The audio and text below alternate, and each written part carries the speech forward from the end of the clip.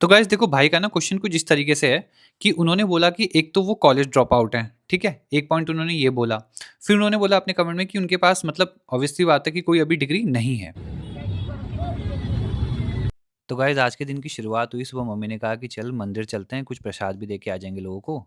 तो बड़ा अच्छा लगा, ये पॉजिटिव वाइब्स बहुत अच्छी लगती है, कभी भी कि हमारी वजह से कोई खुश होता है ना, तो जेनुइनली बहुत अच्छा फ़ील होता है अंदर से। फिर मंदिर गए, वहाँ से थोड़ा हाथ जोड़ा भगवान जी को, फिर वहाँ से निकले और फिर दूसरे काम में लगने लगे। और गाइस जैसा कि हमने पिछले वीडियो में करा था ना, मैंने आपको बोला था कि कमेंट सेक्शन में लिखना और डेटा तो बहुत उससे फ़ायदा हो रहा है, काफ़ी चीज़ें पता लग रही है। जैसे एलेक्स द एनालिस्ट करके किसी ने मेंशन किया, ये भी एक प्लेटफ़ॉर्म है या कोर्स कराते हैं। आई स्केल हो गया, फिर यूट्यूब और एआई मॉड्यूल्स तो हैं ही वहाँ पे, ये सब बताए हुए थे। Hello guys, welcome back to the unfiltered data analytics by Abhishek Joshi. और आज की वीडियो में हम बात कर लेते हैं ना, मोटो ट्रैवलर गाय करके जो भाई हैं उनका एक कमेंट आया था और उस कमेंट में उन्होंने 4-5 चीज़ें पूछी हैं, तो एक-एक करके उनको देख लेते हैं और फिर देखते हैं उसमें से क्या आउटपुट निकलता है या क्या हम सीख सकते हैं। तो गाइस देखो भाई का ना क्वेश्चन कुछ इस तरीके से है कि उन्होंने बोला कि एक तो वो कॉलेज ड्रॉप आउट है, ठीक है? एक पॉइंट उन्होंने ये बोला। फिर उन्होंने बोला अपने कमेंट में कि उनके पास मतलब ऑब्वियस सी बात है कि कोई अभी डिग्री नहीं है, ठीक है? तो उनका क्वेश्चन ये था कि हमको डेटा एनालिटिक्स की फील्ड में जाने के लिए क्या डिग्री रिक्वायर है कि नहीं? नेक्स्ट उनका था कि डेटा एनालिटिक्स या सॉफ्टवेयर डेवलपमेंट या और जो भी फील्ड होती है ना, उनमें से वो किस में जाएँ, वो क्लैरिटी कैसे मिल सकती है? फिर नेक्स्ट उनका क्वेश्चन था कि उनको कोई जॉइन करना चाहिए इंस्टीट्यूट, यानी कि ऑफलाइन पढ़ना चाहिए या ऑनलाइन पढ़ना भी काफ़ी रहेगा, जैसे कि उन्होंने यहाँ पे मेंशन किया था ऑनलाइन या सेल्फ स्टडी करना। तो काफ़ी अच्छे क्वेश्चन उन्होंने पूछे हैं, किसी के भी माइंड में जनरली ये डाउट्स आ ही सकते हैं, तो इनको एक-एक करके देखते हैं। देखो मैंने यहाँ पे वन बाय वन क्या लिखा है, आप समझना है इसको। यहाँ लिखा है कि कंपनी या organisation want result, they hire people for their own benefit that is generate profit. तो भाई फर्स्ट पॉइंट पे ना मैं एक जर्नल बात पहले कर रहा हूँ, फिर हम आएंगे उसके ऊपर की डिग्री के लिए स्पेसिफिक आंसर क्या होगा। बट पहला जो मुझे लगता है ना, एक जनरल आइडिया कि यहाँ पे उस पर्सन के लिए मैं बात कर रहा हूँ, जैसे अगर आपके पास डिग्री नहीं है, कुछ नहीं है, बट स्टिल क्या होता है, कभी कभी कभी क्या हमेशा मैटर क्या करेगा, कभी भी जो स्किल्स का ग्राफ होगा वो ऊपर ही जाएगा ना आपकी डिग्री और बेसिक रिक्वायरमेंट से। यानी कि मान लो आपके पास सुपर स्किल्स है इस फील्ड में, है ना? मतलब आपको कोई भी प्रोजेक्ट दिया जा रहा है, कुछ भी दिया जा रहा है, बट आपका हमेशा उसको करने का अटेम्प्ट ही कुछ और है, आप हमेशा ही टॉप पे रह रहे हो। तो फिर उस केस में कोई डिग्री देखेगा या ये देखेगा कि ये हमारी कंपनी में आपको लेने का कितना बेनिफिट है? तो मैं ये सब इसलिए बोल रहा हूँ ना आपको कि अगर आपके पास स्ट्रॉन्ग स्किल्स होंगी तो आपका जो ये वाला इश्यू है, आप इसको क्या कर जाओगे, ओवरशैडो कर जाओगे। और ये मैं इसलिए भी बोल रहा हूँ कि मान लो 1% की आप आ ही गए इस फील्ड में, आपने सोच लिया कि नहीं अब तो यही करना है। तो जब भी आप एंटर करोगे ना, तो डे 1 याद रखना कि अगर आपके पास ये वाला प्रॉब्लम है डिग्री वाला, क्योंकि आपको वो कहते हैं ना एक पर्पल काउ इफेक्ट होता है। पर्पल काउ इफेक्ट क्या कहता है कि इतनी सारी चीज़ों में से आप पे नज़र क्यों पड़े?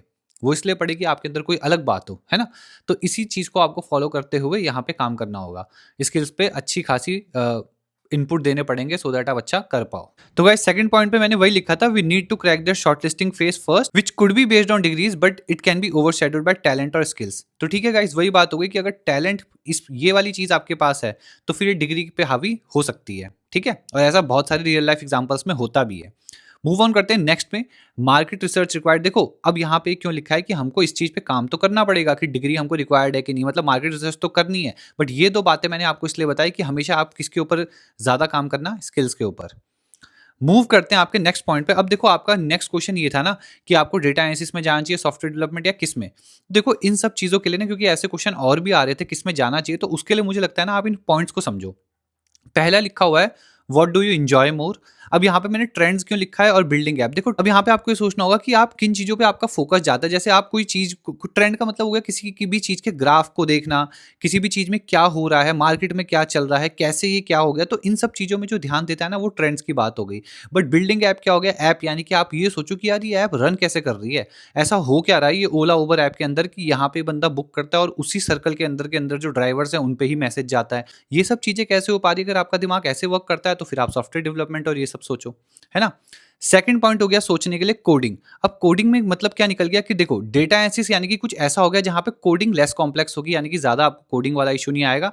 बट अगर आप सॉफ्टवेयर डेवलपमेंट में जाओगे तो वो हार्डकोर भी हो सकती है। तो अब आपको देखना है कि आपकी कोडिंग के साथ कैसी बनती है, ठीक है? थर्ड में मैंने लिख दिया था डेटा वर्सेस सस्पेंस। तो यार यहाँ पे अगर मैं बात करूँ ना, अगर हम ऐसा सोच के देखें कि देखो डेटा को सोचने का मतलब क्या हो, ये मैंने अपने ऊपर भी सोचा। जब मैं लिख रहा था ना, मैंने अपने ऊपर एक एग्जांपल सोचा। इस चैनल पे जितने भी कमेंट्स आ रहे हैं ना, मतलब मैं खुद से मेरे को अंदर से ऐसा होता है, जैसे ही कोई कमेंट आता है ना, जैसे ही मेरे सामने वो नज़र पड़ी कमेंट आ रखा है, तो मैं फट से कोशिश करता हूँ रिप्लाई करूँ। मतलब मैंने मैक्सिमम कमेंट्स का रिप्लाई किया होगा, बहुत कम ऐसे कमेंट होंगे जिसमें अभी रिप्लाई नहीं हुआ होगा, या क्योंकि जो आ जाए होंगे या लास्ट में अभी थोड़ी देर पहले, बट वरना मैं लगभग सब कमेंट में रिप्लाई कर देता हूँ। तो कहने का मतलब क्या है, मैंने इससे क्या समझा, मैंने इससे ये समझा ना कि जो मेरा माइंड है वो थोड़ा डेटा ओरिएंटेड तो है। क्यों मैं इस फील्ड में जा रहा हूँ, यानी कि कहीं न कहीं डेटा मुझे अच्छा लगता है। अब ये एक तरीके से मैं आपको बहुत सिंपल एग्ज़ाम्पल दे रहा हूँ अपने डायरेक्ट एक्सपीरियंस से, कि हाँ, ये सब डेटा ही तो था, कि कमेंट्स का आ जाना, फिर उन कमेंट्स से सोचना कि अच्छा ऐसा भी हो सकता है, वैसा भी हो सकता है। ये सब जो दिमाग हम लगा रहे हैं, डेटा के बेसिस पे लगा रहे हैं। तो ये हो गई एक बात, तो अगर आप भी ऐसे सोचते हो तो आप डेटा के फील्ड में जा सकते हो। सेकंड बात आती है कि अगर आपका माइंड ऐसे भी चलता है कि सपोज़ करो, अब एक जैसे मैं इस कैमरे की, मोबाइल की बात कर रहा हूँ ना, देखो इसमें एक छोटा-सा यहाँ पे लेंस है। ठीक है?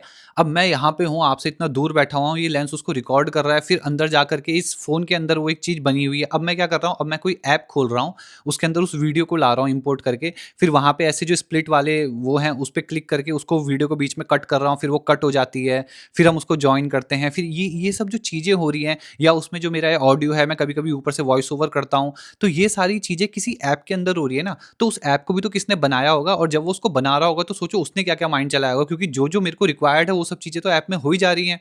फिर हम एक्सपोर्ट कर रहे हैं तो वो सबको जोड़ दे रहा है, यानी कि जैसे कपड़े जैसे कोई टेलर होता है, वो क्या करता है, कोई कपड़े को काट-कूट के डिज़ाइन कर देता है। तो वैसे ही हम काट-कूट के वीडियो डिज़ाइन कर दे रहे हैं, है ना?